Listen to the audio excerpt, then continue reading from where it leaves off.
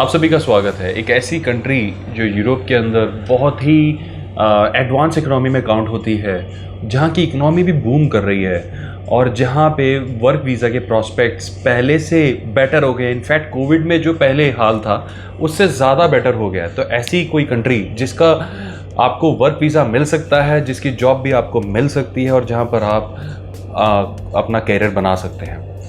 Right, कुछ ज़्यादा ही हो गया नहीं, ऐसा एक देश है। मैं आपको इन्फॉर्म करना चाहता हूँ बेल्जियम के बारे में। ये कंट्री एक बहुत ही हाई डेवलप्ड कंट्री है। बेल्जियम ने रिसेंटली शोकेस किया है कि वहाँ पे वैकेंसीज बढ़ रही हैं, बहुत ज़्यादा बढ़ रही हैं और बेल्जियम को लोग बहुत ज़्यादा कंसिडर नहीं करते। आप देखेंगे इंडिया में बेल्जियम को लेके बहुत फाइट नहीं है। इंडिया में अगर आप देखेंगे फाइट किसको लेके है, नंबर 1 पे तो जर्मनी चलता है। जर्मनी 2 पे फ्रांस लगा लो आप, फ्रांस और पोर्चुगल का टाई, फ्रांस और पोर्चुगल। 3 पे आप लगा लो माल्टा हो गया, माल्टा और इटली, इनके ऊपर टाई होता है कि माल्टा इटली में मिल जाए। 4th पे लगा लो आप चेक रिपब्लिक और ऑस्ट्रिया, स्विट्जरलैंड, ये सारे देश हो गए। और मतलब इनमें ही आप नॉर्वे को भी ऐड कर सकते हो चाहो तो। हालांकि नॉर्वे, स्वीडन कुछ ज़्यादा ठंडे एरियाज है तो थोड़ा सा इंडियन डायस्पोरा वहाँ पे जाता नहीं है, कम जाता है। बेल्जियम एक ऐसी चॉइस है जहाँ पे बहुत ज़्यादा इंडियन सर्च नहीं करते हैं, बहुत ज़्यादा नंबर्स में सर्च नहीं करते हैं। करते हैं, रहते हैं, जाते हैं, हर साल बहुत जाते हैं, मगर इतने नहीं जितने बाकी देशों में जाते हैं। तो सबसे पहले तो मैं आपको ये बताना चाहता हूँ, एक स्क्रीनशॉट आपकी स्क्रीन पे आ रहा होगा जिसमें वहाँ पे बेल्जियम में ये बताया गया कि कैसे उन्होंने महंगाई दर को बाकी कंट्रीज़ के मुकाबले, जैसे फ्रांस हो गया, जर्मनी हो गया, उससे भी बेटर तरीके से हैंडल किया है। यानी वहाँ पे जो महंगाई दर है, वहाँ पे महंगाई उस हिसाब से इकोनॉमी को डाउन पुल नहीं कर रही है जैसे दूसरी कंट्रीज़ में हो रहा है। तो उस हिसाब से देखें कि बेल्जियम का इकोसिस्टम कितना स्ट्रांग होगा। दूसरा स्क्रीनशॉट आप देखें, इसमें आपको इन्फॉर्मेशन मिलेगी किस तरीके से वहाँ पे वैकेंसीज का दर जो है, यानी वैकेंसीज का रेट इंक्रीज हो रहा है। इनफैक्ट कोविड से पहले जो वैकेंसीज थी, अब माना जा रहा है कि उससे भी ज़्यादा है, ये आंकड़ों में दिख रहा है। और वहाँ पे बहुत ज़्यादा गवर्नमेंट जो वर्कआउट कर रही है, वो वर्कआउट कर रही है कि अपनी कंट्रीज़ में टैलेंट को बुलाने का। यानी अगर आप ब्राउन कॉलर या वाइट कॉलर जॉब के लिए प्लान कर रहे हैं, आपका प्लान है कि मुझे एक हाई स्किल्ड जॉब मिले या मुझे एक ऐसी टैलेंटेड जॉब मिले जो ब्लू कॉलर जॉब ना हो या स्टार्टिंग लेवल की जॉब ना हो, जो यानी एग्जीक्यूटिव लेवल की, मीडियम रेंज की, या फिर आप समझ ले हाई स्किल की जॉब हो, तो आप बेल्जियम कंसिडर करें। अपना प्लान अभी से बनाएं ताकि आप 2023 तक बेल्जियम में जॉब ले पाएँ, वर्क परमिट और वर्क वीज़ा ले पाएँ, फिर उसके बाद रेजिडेंसी परमिट लें और वहाँ पर रेजिडेंसी लें। ये प्लान अभी से अगर आप चाहे बना सकते हैं। बेल्जियम एक बहुत शानदार कंट्री है। देखिए, जिस भी कंट्री में आप जाते हैं ना, हमेशा उनके कल्चर को, उनकी लैंग्वेज को आप हमेशा रिस्पेक्ट दें। ये ध्यान रखें, उनकी लैंग्वेज को सीख के जाएं, उनके कल्चर के बारे में पढ़ के जाएं, उनकी हिस्ट्री के बारे में पढ़ के जाएं, उनके लोगों के बारे में समझ के जाएं। ये हमेशा अच्छा होता है। एक अच्छे इमिग्रेंट की ये निशानी होती है। वहाँ एक एरोगेंसी के साथ कोई इमिग्रेंट जाता है, उसको हर कोई डिसलाइक करता है। तो उनकी सोसाइटी का अगर आप पार्ट बनना चाहते हैं तो उनकी सोसाइटी को समझें, वो ज़्यादा इंपॉर्टेंट है।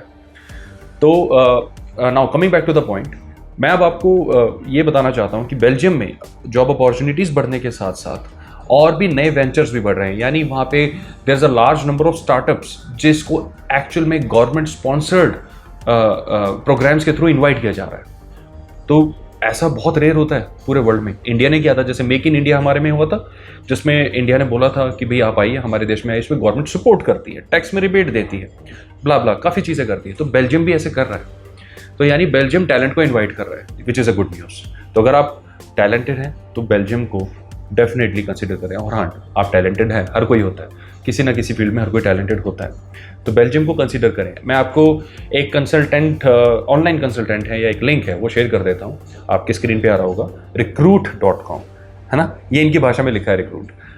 तो रिक्रूट वो समझ गया आप, इंग्लिश में वही है, यानी हायर होना, कहीं पे हायर होना आपने, ठीक है। तो आप इस लिंक पे जाएं, इस लिंक पे ये लिंक हमें हमारे, आप ये समझिए कि जो हमारे लॉयर्स हैं, या लॉयर्स कह लीजिए, हमारी टीम कह लीजिए, जो हमारे एडवाइज़र्स हैं पोर्चुगल के अंदर, उन्होंने भी हमें यही सजेस्ट करा था कि अगर कोई इंडिया से खुद काम करना चाहता है, जो चाहता है कि मैं एक किसी ऐसे डायरेक्ट के पास जाऊं जहां पे मैं डायरेक्ट अप्लाई कर सकूं कम कॉस्ट पे, तो इस लिंक के थ्रू आप बहुत ही कम कॉस्ट पे वहाँ पे जॉब ले पाएंगे और उस कंट्री में माइग्रेट कर पाएंगे। देखिए, ध्यान रहे, इस लिंक के थ्रू अगर आप जाएंगे या डायरेक्ट खुद करेंगे सारा काम तो सस्ता पड़ेगा। अगर आप किसी कंसल्टेंट के थ्रू यानी हमारे थ्रू भी आएंगे तो महंगा पड़ेगा।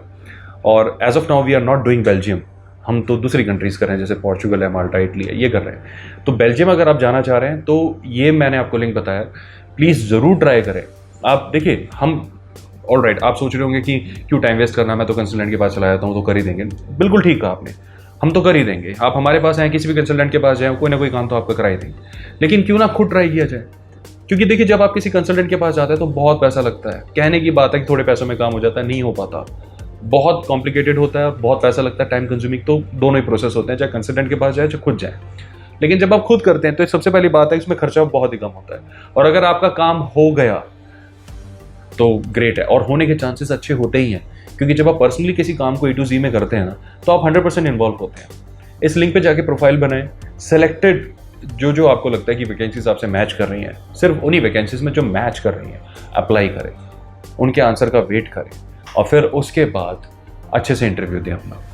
देखिए, कोई भी ऐसी जॉब पे आप अप्लाई ना करें जहाँ पे आप क्वालिफाई ना हो, आपको ब्लैकलिस्ट कर देंगे। मैं हर वीडियो में बात बोलता हूँ, आपको नहीं पता, एक्चुअल में हम लोग भी ब्लैकलिस्ट कर देते हैं वहाँ पोर्चुगल के अंदर। मैं आपको बता रहा हूँ, इसलिए मैं कह रहा हूँ ये होता है। देखिए, आज से 4-5 साल पहले मुझे भी नहीं पता था ऐसा होता है, लेकिन जब हम पोर्चुगल में थे, हमने एक्चुअल में देखा कि हमारे जो जिनके साथ मतलब हम बैठते थे, काम करते थे, हमने देखा कि रिज्यूमे इतने सारे हैं और वो बिल्कुल इंटरेस्ट नहीं ले रहे हैं, ट्रैश कर रहे हैं उनको, नहीं इनका नहीं हो सकता, इनका नहीं हो सकता। हमने पूछा तो उन्होंने बताया कि ये फ्लडिंग रिज्यूमे, यानी ये ऐसी कैंडिडेट्स के जो फ्लड करते हैं, हर वैकेंसी में भेज दिया, वो गलत है, ऐसे ना करें। जो वैकेंसी मैच हो रही है ना, सिर्फ उन्हीं में ही करने का चाहिए हमें, बिल्कुल उसी वही कॉमन सेंस बनती है। फ्लडिंग बिल्कुल भी प्रैक्टिस ना करें। आपकी रेपुटेशन, आपका CV, आपका रिज्यूमे सब उस पर डिपेंड करता है। जो प्रोफाइल मैच कर रही है, जॉब मैच कर रही है, उसमें अप्लाई करें और उनके आंसर का वेट करें। अगर आंसर नहीं आता, आपको लगता है 10-15 दिन हो गए, तो एक फॉलोअप मेल में कुछ नहीं बिगड़ता, आप वो भी ले सकते हैं।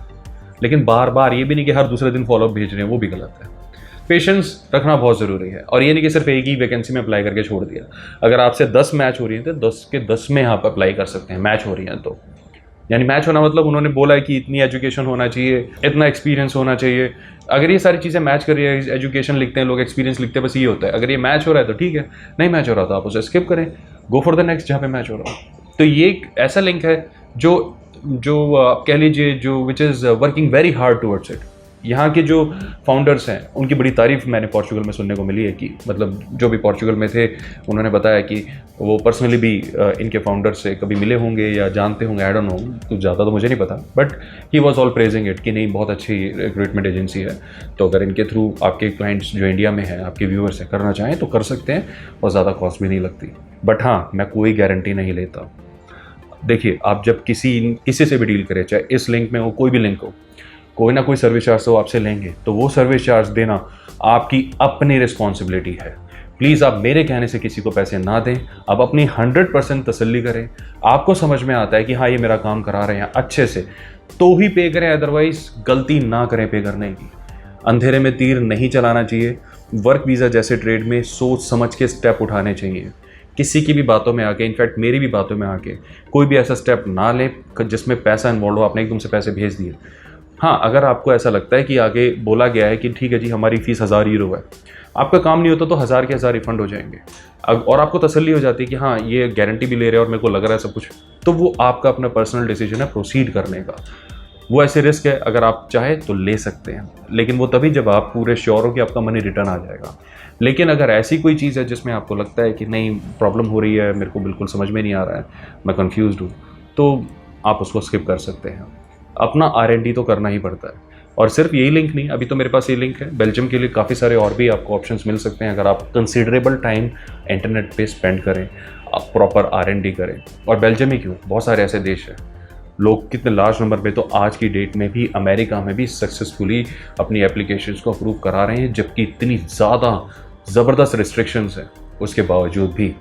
तो जहाँ चाह वहाँ रहा, यहाँ पर ये कहावत सच हो जाती है लगता है, राइट। तो मैं ये चाह रहा था इन्फॉर्मेशन आप तक पहुँचे, तो मुझे उम्मीद है ये इन्फॉर्मेशन आपके लिए काफ़ी यूज़फुल रहेगी। और भी बहुत सारी कंट्रीज़ हैं जिसके ऊपर इन्फॉर्मेशन इस चैनल पे आती रहती है। अगर आप वहाँ पर भी जाना चाहते हैं तो जाके अप्लाई कर सकते हैं। अगर आप ये जानना चाहते हैं कि आपके केस पे, आपकी प्रोफाइल पे वर्क वीज़ा मिलने के चांसेस कितने अच्छे हैं, उसके लिए अगर आप चाहें तो एक केस एनालिसिस फ़ीस होती है 30 यूरो की, उसे पे करके आप लॉयर्स के एनालिसिस को जान सकते हैं, जो हमारे थ्रू हो जाता है, जिसमें आपको बता दिया जाता है कि हाँ जी आपकी प्रोफाइल में ये कमियाँ है, पहले आप इसे ठीक करो, उसके बाद ही अप्लाई करो, या फिर नहीं आपकी प्रोफाइल ठीक है, आप प्रोसीड करो और आपको इतनी सैलरी मिल जानी चाहिए, ये सेक्टर्स हैं जहाँ आपको काम मिल सकता है। ये काफ़ी हैंडी रहती है ये चीज़ें। अगर आप चाहें तो ये भी एनरोलमेंट ले सकते हैं। उसके अलावा अपना जो रिज्यूमे है वो थोड़ा सा इंटरनेशनल स्टैंडर्ड से बनाएं, ज़्यादा डिफिकल्ट नहीं होता। इसके ऊपर हमने अलग से वीडियो बनाई है, आप खुद बना सकते हैं, घर बैठे खुद बना सकते हैं। उस वीडियो को चेकआउट करें, आपको समझ में आ जाएगा। एक कवर लेटर भी अपने रिज्यूमे के साथ पेस्ट करें। एक तरह से ये रिज्यूमे जो होता है ना, एक तरह से आप ये लगाएं कि आपका प्रेजेंटेशन होता है, किसी भी एक फर्स्ट इंप्रेशन होता है आपके केस का, कहीं पर भी आप अप्लाई करते हैं तो ये वो वाला काम करता है। इसलिए इसका नीट, क्लीन, टाइडी और प्रिसाइसली बना हुआ होना बहुत ज़रूरी है, और थोड़ा इंटरनेशनल स्टैंडर्ड को फॉलो किया जाए, दैट्स ऑल। तो मुझे पूरी उम्मीद है ये इन्फॉर्मेशन आपके लिए काफ़ी यूज़फुल रहेगी। बहुत जल्द फिर मिलेंगे, बाय बाय।